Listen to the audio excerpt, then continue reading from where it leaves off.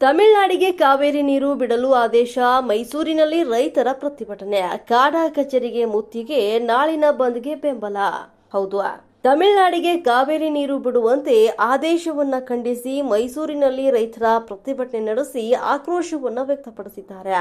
ಕರ್ನಾಟಕ ರೈತ ಸಂಘದಿಂದ ಮೈಸೂರಿನ ಕಾಡಾ ಕಚೇರಿ ಬಳಿ ಪ್ರತಿಭಟನೆ ನಡೆದಿದ್ದು, ಕಚೇರಿಗೆ ಮುತ್ತಿಗೆಯನ್ನು ಹಾಕಿ ಬೀಗ ಜಡಿಯುವ ಯತ್ನಕ್ಕೆ ಮುಂದಾಗಿದ್ದಾರೆ. ಈ ವೇಳೆ ಪ್ರತಿಭಟನಾಕಾರರು ಹಾಗೂ ಪೊಲೀಸರ ಮಧ್ಯೆ ಮಾತಿನ ಚಕಮಕಿ ಕೂಡ ಉಂಟಾಯಿತು.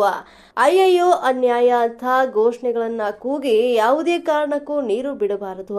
ನಮ್ಮ ಕೆರೆ ಕಟ್ಟೆಗಳು ಜಾನುವಾರುಗಳಿಗೆ ನೀರಿಲ್ಲ. ಈ ಬಾರಿ ಮುಂಗಾರು ಮಳೆ ಕೈ ಕೊಟ್ಟಿದೆ.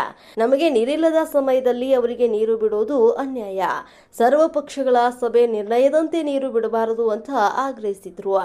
ನಾಳಿನ ಬಂದ್ಗೆ ನಮ್ಮ ಬೆಂಬಲವಿದೆ. ನೀರಿಗಾಗಿ ಬಂದ್ ಮಾಡಬೇಕಾಗಿದೆ ಅಂತ ಈ ಮೂಲಕ ರಾಜ್ಯ ಸರ್ಕಾರಕ್ಕೆ ಎಚ್ಚರಿಕೆ ಕೊಡಬೇಕಾಗಿದೆ ಅಂತ ರೈತರು ನಿರ್ಧರಿಸಿದ್ದಾರೆ.